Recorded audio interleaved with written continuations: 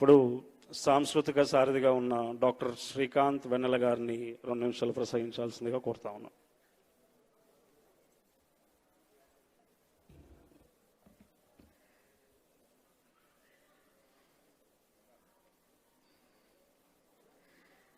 ముందుగా భాష సాంస్కృతిక శాఖ నుంచి గద్దరన్న జయంతి వర్ధంతి నిర్వహిస్తున్నందుకు ఎంతో ఆనందంగా ఉంది.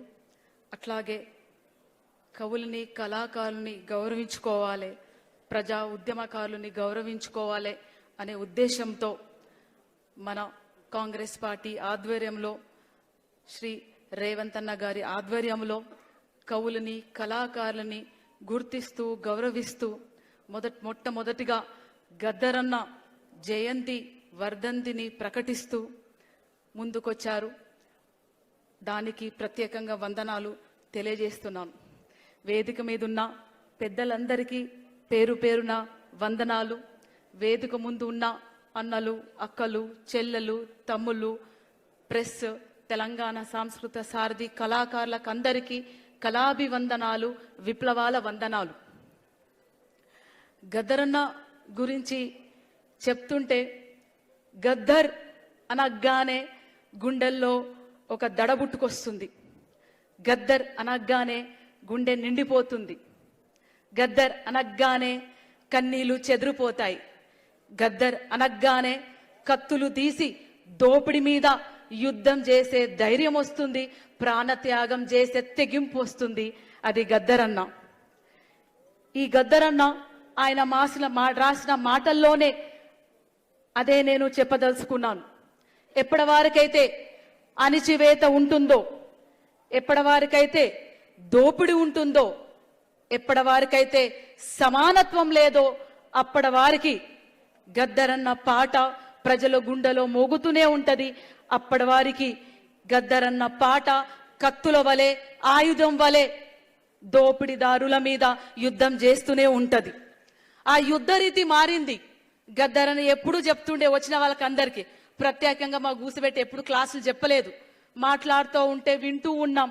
చాయ్లు, నీళ్లు, అన్నము అందించుకుంటా గద్దరన్న చెప్తూ వచ్చినాడు, బిడ్డ దోపిడి రీతి మారింది, బిడ్డ దోపిడి రీతి మారింది, మన యుద్ధ రీతి మారాలి బిడ్డ అన్నాడు. దోపిడి రీతి మారింది, మన యుద్ధ రీతి మారాలి. ఒకప్పుడు గన్ను పట్టినము, కారం పట్టినము, అడవికి పోయినము, దోపిడి దొరల మీద తిరుగుబాటు చేసినము డైరెక్ట్ గా. అందుకే ఈ సమాజం ఉంది, అందుకే మీరు ఈరోజు ఈ వేదిక మీద కూర్చోగలిగినాము. కానీ ఇప్పుడు దోపిడి రీతి మారింది, వెరైటీగా దోపిడీలు వేస్తున్నారు. మరి మనమెట్లా యుద్ధ రీతి మార్చాల బిడ్డ? మనమెట్లా మా చిన్నారి బిడ్డలకు, రానున్న చిన్నారి తరానికి ఏ విధమైన యుద్ధ రీతి నేర్పాల బిడ్డ అనే ప్లాన్లో ఉన్నానన్నాడు. ఆ యుద్ధ రీతి ఏందంటే భారత రాజ్యాంగాన్ని రక్షించుకోవడంలే మొదటి యుద్ధం. భారత రాజ్యాంగాన్ని రక్షించుకోవడమే మొదటి యుద్ధం. రెండవది ఓటు హక్కును కాపాడి రానున్న తరానికి ఇవ్వడమే మొదటి బాధ్యత. పాలనలో భాగం కావాలి. పాలనలో పాలకులుగా అయితేనే మన కన్నీళ్లు కష్టాలు తీరుతాయనే ఆ నినాదాన్ని ముందుకు తీసుకుపోతూ నేను మీ ముందున్నాను. తప్పకుండా స్త్రీలు, అణగారిన వర్గాలు, బహుజనులు, దళితులు ముందడుగేసి పాలనలో భాగం కావాలి. మన కష్టాలు మనమే తీర్చుకోవాలి, మన కన్నీళ్లు మనమే తీర్చుకోవాలి అని ముందుకు రావాల్సిందిగా ఈ వేదిక మీద నుంచి నేను కోరుతున్నాను. గద్దరన్న మీద ఎన్నో పాటలు వేలాదిగా గత 3 ఏళ్లుగా ఏ దేవుడి మీద పాటలని రాయకుండొచ్చు, కానీ గద్దరన్న మీద పాటలు, కవితలు, రచనలు, ఆర్టికల్స్ వందలాదిగా వచ్చాయి, వేలాదిగా వచ్చాయి. ఆయన బిడ్డగా ప్రతిసారి ఆయనను తలుచుకున్నప్పుడల్లా గద్దరన్నకు చావు లేదు, గద్దరన్న పాట ఆగదు. ఒక వీరుడు మరణిస్తే వేల వీరుడు పుట్టుకొస్తారనే నినాదంతో ఆయనకు చిన్న నివాళిగా ఒక చిన్న మాటలు రాయడం జరిగింది. అది ఈ వేదిక మీద నుంచి మనం ఏం చేస్తున్నాం, ఆయన ఆశయం ఏంటి అని చెప్పడంలోనే ఈ కవితని మీ ముందు పెడుతున్నాను. గుండె నిండా గుండె నిండా నీ గేయాలే, గుండె నిండా నీ గేయాలే, ఎద నిండా నీ ఆశయమే, గుండె నిండా నీ గేయాలే, ఎద నిండా నీ ఆశయమే.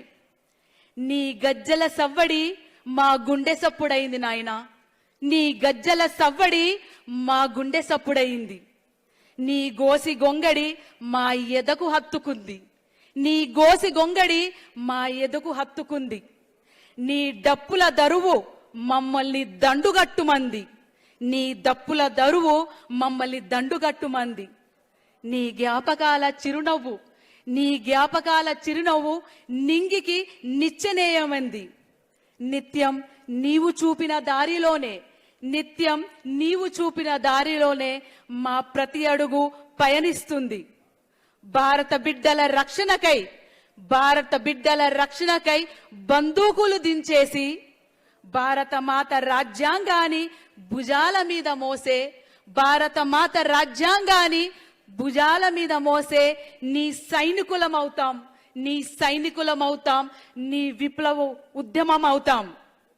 రేపటి నీ చిన్నారి బిడ్డలకు, రేపటి నీ చిన్నారి బిడ్డలకు రాజ్యాధికారం అప్పజెప్పే నవ సమాజ నిర్మాతలమవుతాం, రాజ్యాంగాన్ని అప్పజెప్పే నవ సమాజ నిర్మాతలమవుతాం.